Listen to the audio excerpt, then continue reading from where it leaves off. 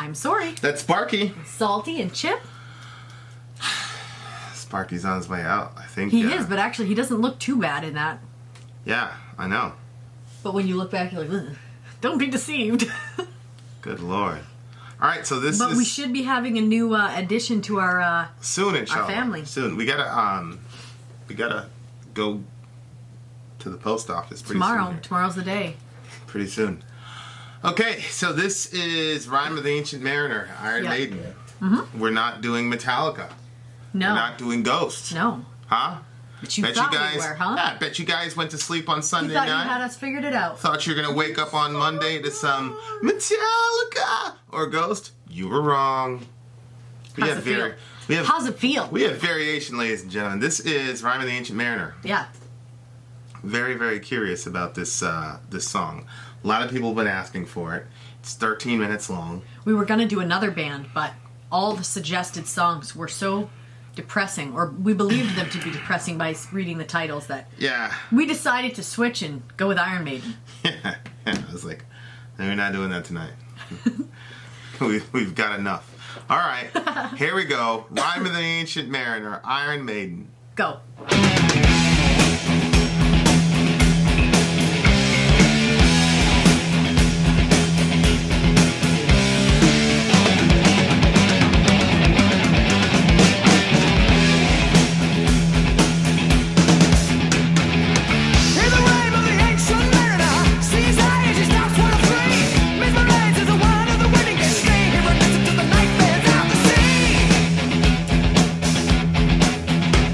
And the music plays on.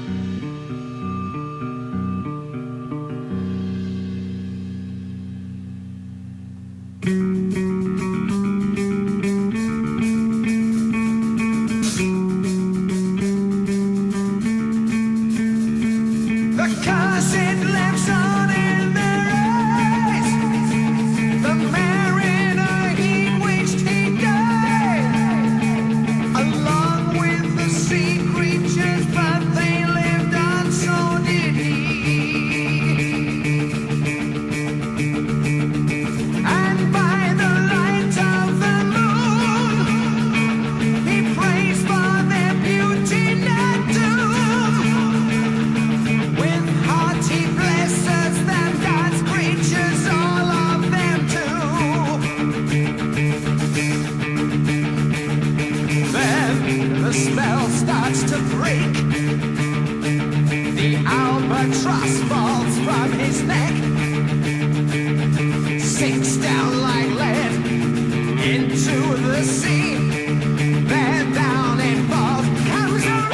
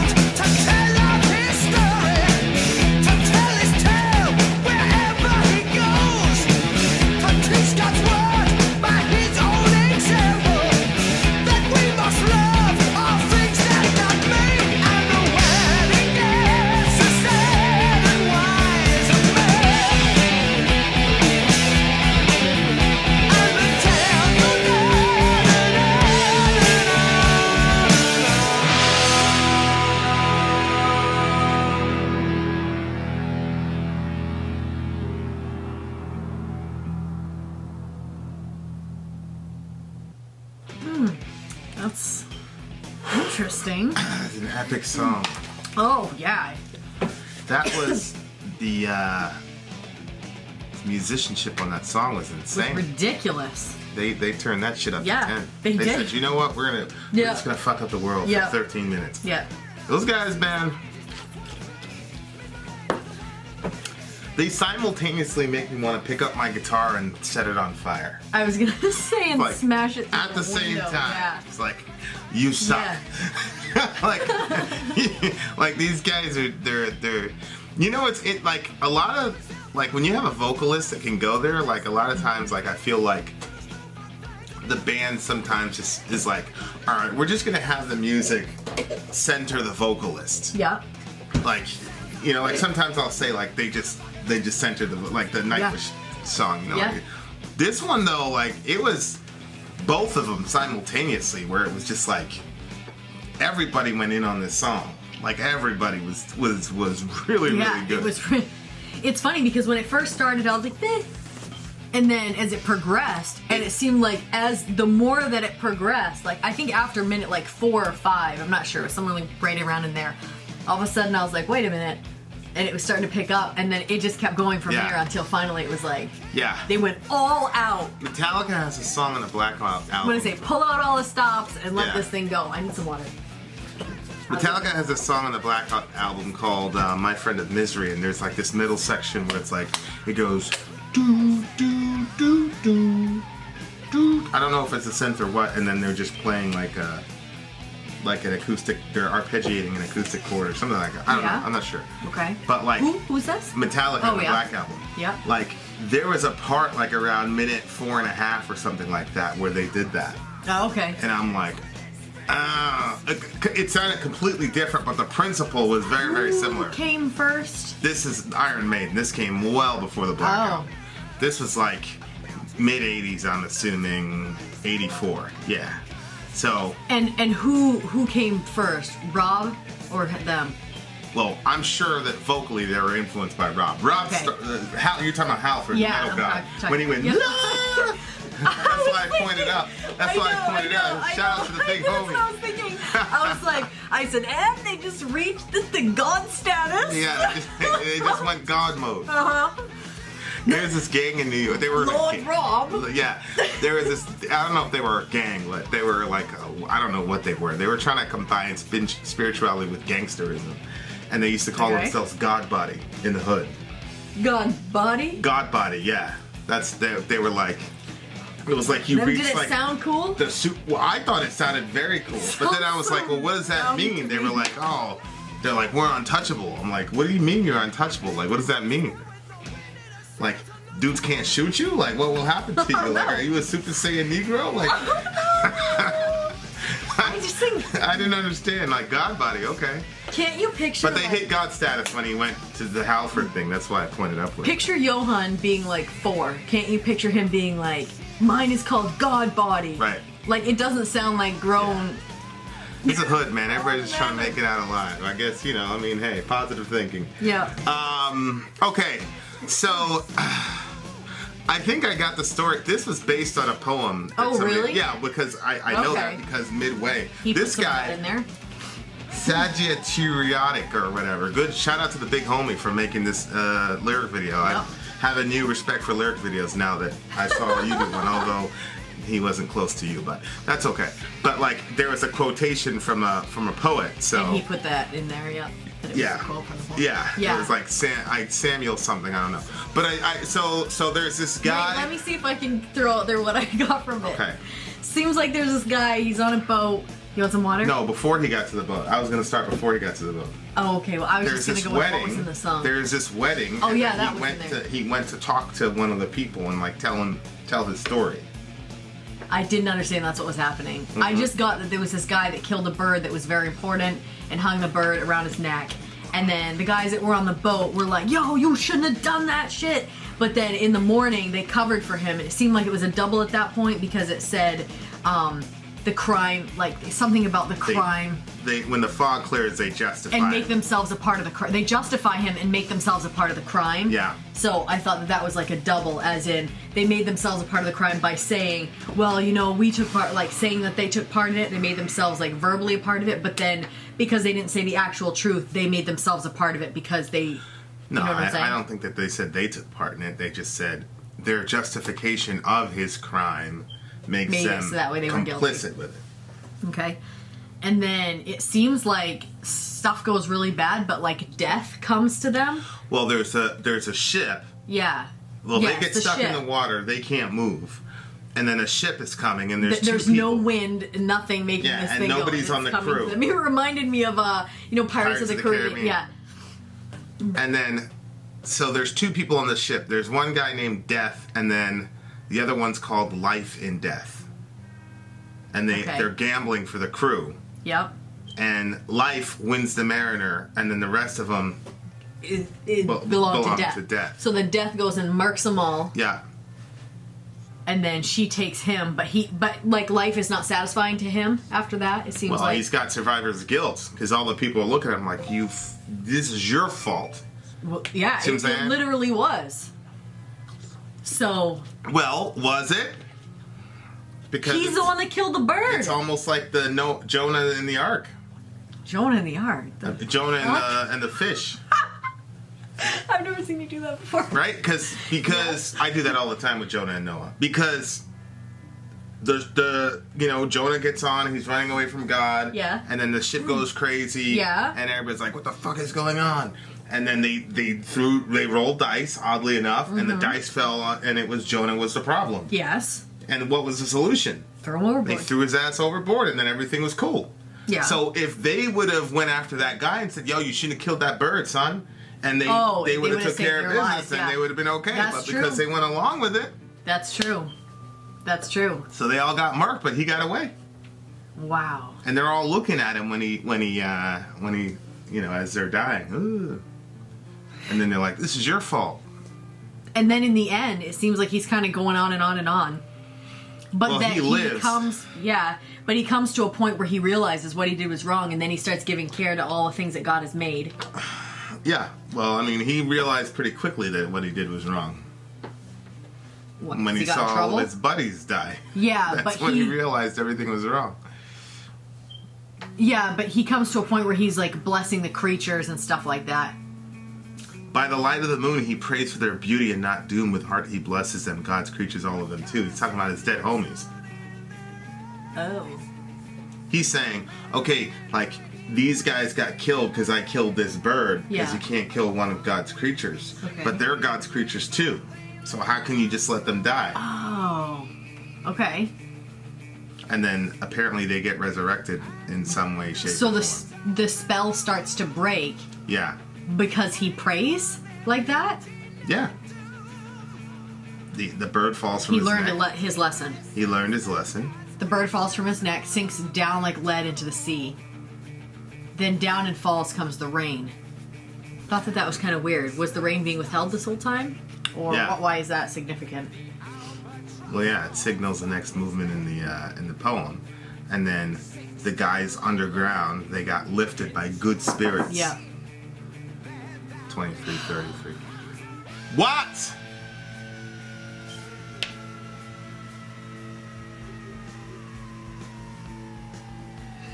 You want me to leave this in? I don't care. You tell them over and over again the same thing. It's unreal. I will say I forgot to tell them we were recording. What do you mean? Nate, he should have been kneeling immediately after that last time out, but a fumble is devastating. Unlucky. That was for the Maiden game? the True Cult Chronicles Yep. Patreon. Okay, back to our regular scheduled program. Here Okay, the so girls they got lifted by good spirits, you said? Yeah. And none of them speak, and they're lifeless in their eyes. Revenge is still sought, penance starts again, cast into a trance, and the nightmare carries on. I didn't understand what was happening. So they're good? Well, Not good. They're okay, but the revenge of the albatross, the bird is still pissed off that he got killed, I guess. because he wants vengeance, or maybe it's God that wants vengeance. But the next verse, it says that the curse is finally lifted. The mariner sights his home. Spirits go from the long dead bodies for their own light, and the mariner is left alone. So the spirits are gone because the angels took them up. Form their own light. Yeah. So they boom, they're off to the angels. So basically, they were trapped in that horrible state until this happens. Right. So then they take off. Then a boat comes sailing toward him. His son and a hermit is there. So the hermit is basically going to take his place in the curse. It sounded his like. son and the hermit, penance of life will fall onto him. Yeah. The ship sinks like lead into the sea, and the hermit shrews the mariner of his sins. So I guess the hermit takes his place. Yeah. And sinks so that the mariner could live. Yeah. Because somebody had to sacrifice. Somebody had to die. Yeah. For killing the bird, the albatross. So the hermit takes the L for the mariner. But then the mariner has to tell a story wherever he goes. To teach God's words by his own example, we must love all the things that God has made. That's just amazing to me. Like, the entire story hinged on the fact that you have to love everything God made. Yeah, I know. Do not kill a bird. I know. Allahu Akbar. And the wedding guest, a sad and wiser man. Because he was telling, that's the setting of the story. Oh, that's right. Because there was a wedding. So it's like, this is one of those stories that, like, what? I don't understand. The metal community confuses me. Like, I would never imagine them to make a 13-minute badass song to say take care of the animals. It's so sweet. Well, wait, am I missing something? Well, first of all, this is a poem. Yeah. So they didn't invent this song. But they just put the song. They just put the song to metal. Yeah. I think Iron Maiden is like, they're a thematic band. Like, they like big long. They like epic themes. So okay. like this fit very well. You know what I mean? Wow. And on top of it, it's like, yeah, you could be very like simplistic and say the whole thing's about being nice to animals, but there's a ton of very interesting themes in this song. Oh, yeah, I mean, even like you said, like the guys lying for the man and then right having to suffer because going along with, with right. peer pressure. Right. If something's wrong. There's about 10 lessons in this story. Tell me more.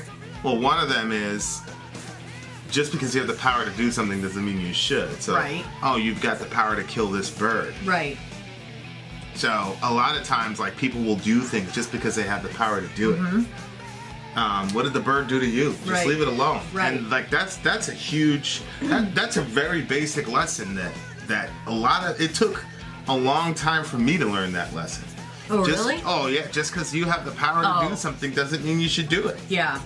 We've had to, and the more and more responsibility gets placed into your hands, and the more and more you have to temper that power. Mm-hmm. So like, okay, you have a YouTube channel, you got 46,000 people following you, so somebody gets online and says something stupid about you. Mm-hmm. What are you going to do with that power? Because they're weaker than you. Right. Like, there's a lot of things that are that one little bird. There's a lot of lessons you can get out of that. That's true. No, you're right. And then the idea is, there's this concept that if you take advantage of a person that's weaker than you, mm-hmm. and they can't fight for themselves, somebody's going to fight for them. Because look what happened. Right. It's like this one little weak little bird, and that's a biblical principle where God says, you must not mistreat the foreigner. Mm-hmm. Because when they cry to me, I will answer, and I'll leave your wives widows and your children orphans. Yep. Because the foreigner was sort of this powerless, whatever. And even in the Psalms, when David was in trouble, he called himself like a bird. He'd say, I'm a bird. He's running from Saul. Yeah. And so from a biblical perspective, which that's kind of the undercurrent here, where God was acting in vengeance on behalf of this, insignificant bird. And you can extrapolate a lot of life lessons for that. Yep. Because then it set off a chain reaction of terrible things. Like, so the first thing was, it set off this crazy chain reaction of, you've got all these 200 people on the crew. Yep. And this thing spread, this justification for this terrible act spread, and everybody's like, oh, okay, cool. So that's a whole lesson about peer pressure. Right. You know, like we saw that. I showed you when we were figuring out what thumbnail we were going to use for the conversation with the Nazi kid. Mm-hmm. And there was that picture of everybody doing this, and then there was that one guy going like this, like, fuck you. Yeah, I'll put it here. Here it is. Boop. There you go, guys. And it's like, everybody wants to lionize that guy and make that guy the hero, but how many people want to be that guy? No, it's true. You know what I mean? It's completely true. Like, and you know, it's like, the math doesn't equate. Because everybody's like, fuck Nazis, fuck Hitler, blah, blah, blah, blah, blah. Mm-hmm. And how the fuck did all of Germany be? Right. like, really? Oh, you're the one that's going to go against the grain. Yeah. Really? Like, we've got millions of people that would have gone against the grain. And how the hell do all these horrible, terrible movements take shape? Yeah. So it's like, you know, on the one hand, it's like, oh, it's just an insignificant thing. Everybody agreed about killing the bird. Well, yeah, well, where does that stop? Mm-hmm. Where does that group think stop? Right. You know, and that's why people were like, oh, you know, why did you even give that kid a platform on your show? And it's like, where does the group think end? My belief is that if you have a faulty belief system, I can put it in the public square and eradicate it. Mm-hmm. But saying no, I'm not gonna give you, and just go along with the party line, then it's more of the same. So there's that lesson. There's the fact that those 200 guys face the consequence of their complicity, and he got away with it. Mm-hmm. Where's the justice in that? Right. That shit happens every day. Right. You know, where the guilty party gets away scot-free, but the lesser guilty people still guilty of, bowing to the peer pressure, but not as guilty as the perpetrator. Well, we were talking about that with the whole Nazi stuff and those doctors, what they were doing on those people, and they got shipped out because their information was worth something to somebody else. Right. So they did these horrible things. Other people did terrible things, and they got killed as a result of it. Yeah. But not those people. The really, really terrible ones got out. Yeah, or these guys are in a gang ring or something like that, and then the ringleader takes a plea deal, and he rats out his other buddies, so they're all going to jail, and he's off in witness protection somewhere. Sammy the Bull Gravano, he's out, I don't know, and probably,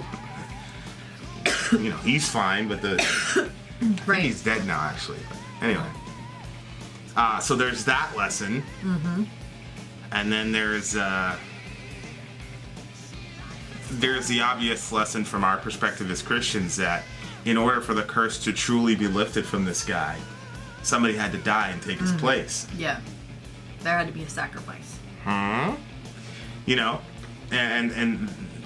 that's, I've always said, like, there's only 3 stories in the world, and we keep telling them over and over again. Right, and this is one of them, right? Right. Like, here you go. Like, you have somebody who dies to take the place of another and pays for the sins of the other person. Then there's the concept of penance. Okay, revenge is still sought, penance starts again.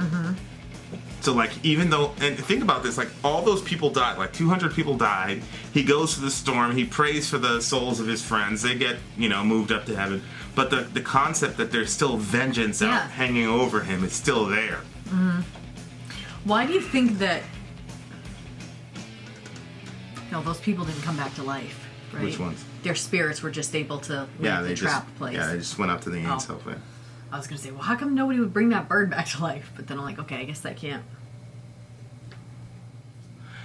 Yeah, so, I mean, there's a lot of stuff in the song where you could really sit down and just break it down and have a lot of really deep discussions. The boat came sailing towards him. It was a joy he could not believe. Go ahead. When he said to teach God's word by his own example, that we must love all. But it was interesting that it said to teach God's word by his own example. Yeah. And essentially, that's what we're supposed to do. We were in a bad situation. Right. Somebody took our place. Right. And then we're supposed to go around and preach the word, so that way people come out wiser. Right. Closer to God. Yeah. Yeah, and the tale goes on and on because there's a whole bunch of different ways to repeat this process. So it's a pretty deep song if you really sit and break it down and think it through. Yep. But good Lord, the musicianship was insane too. Ridiculous. Like there is that one little musical interlude at probably about the 10-minute mark. And there was harmonizing a guitar and it was just sweet. The whole thing was like amazing. I was like, yes. I don't really get lost in music a lot, but I'm like a sucker for guitar harmony. Yeah. I love guitar harmony. I love it. Yeah. Damn. Like that's something that I think like the 90s, like grunge basically just killed that. Like just like, it's like no like, and like nobody's really like, no modern band has been like, yo, let's recover that guitar harmony stuff. It's cheap, but it's fun, and it sounds really aesthetically pleasing. Very good song. I really like the song a lot. What do you Deep give it? song. This is an easy 10 for me, easily, because my principle on giving 10s is, can you put this in the vault? Yep. And is it a timeless song? And I think that the themes in this song are timeless. I mean, they were aided by the fact that this was a poem. Right. But you know, this is one of those situations where people go, "Oh, it's just a song about a bird. You're reading too much into it." Okay. Whatever you say. If your world is that simple, go for it. What the guy say? Like, I can't believe this. We should have read that at the beginning. Oh, the last one? Yeah, it's too late now. It's too late. Why is it too late? How's it too late? You brought it up. People are going to want to know. What did you rate the song? Oh, I gave it a 10. I can't believe these two assholes have this many subscribers. Are you fucking kidding me? What a joke. He's probably a subscriber. He probably subbed. That was a week ago. Oh, that was a week ago? Yeah. Hey, buddy, sorry we're a week late on your on your comment. Yeah, reading your mean tweet to us. That's one of the that's one of the things that I'm not gonna say it. I might shoot a video on how to deal with what do people call it? Trolls? Is that Yeah, you should. You really should. Look at him. He's laughing off. Well, it's funny to me, and I just don't know if, like, because you always act like my reactions to stuff are like, unique. They are. I mean, you've seen other people reacting to trolls and how it feels. But people always laugh when we read them. Yeah. Like, nobody ever goes, "Oh, you poor people." Like, everybody always laughs. No, and when we first did it, some people were like, don't let them take you down. That was before they realized how we're handling it. But not handling. I like those types of comments. yes, I know, but not everybody does. And you have a good theories on it, so I think you should shoot a video about it. I really do. I don't have any theories. You do. Your theory is that if they're saying something negative in your comments, that means they're watching your shit and they're talking. So hey. Hey, that's a good. I'm that brother that you love to hate. If you catch block you at them, your then they're mother's not face. in there, looking at your stuff. That's less views and whatever, but not everybody's seen it that way. It's like the ultimate defeat What?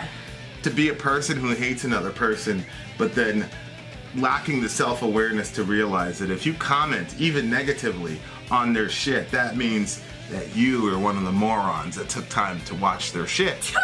You're calling our people morons? No, I'm talking to the people who were saying, "Oh, these people are a joke," and blah blah blah blah blah. Well, then you watched us to realize that we were dumb. Right. Then you went out You realize we were asses. Then you put forth the effort to post about it. Right. Thank you very much. And they completely lack the self-awareness to realize the implications of that. I know. It's hilarious. I don't like know. that I don't know how that that could hurt. person How could that hurt your feelings? Vomit! Yeah, I know. Yeah, vomit. Yeah, shout out to Mayhem. Mayhem got us like 400 subscribers. I know. We appreciate you. Appreciate you, Mayhem. Hey, we're here for an interview. Vin and Sori are here for you. Yes. For you. All right, you got it a 10. I got a 10. I get a 10. Vin out. 10's all around. Sorry out. Gone.